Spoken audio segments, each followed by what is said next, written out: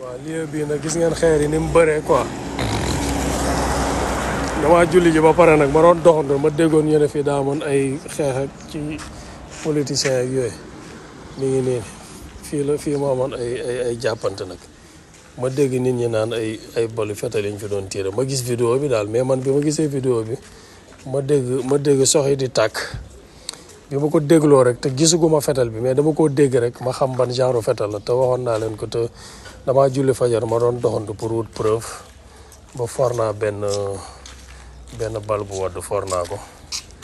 moo nekk nii lii boo doon ko gisee rek lii alarme lay signifier mooy pistolet yi nga xam ne day def bruit mais du rey kenn quoi waaw te waxoon naa leen ko mais nag il fallait ma doxantu pour wut preuve j'ai vu les preuves dama koy won pour ñu xamul mbirum fetal quoi ñoom laa koy laabiré rek pour ñu xamul quoi waaye nag dëkk bi moom yelloo na leneen lu dul lii nag xam nga dëkk borom Daaru Musi moom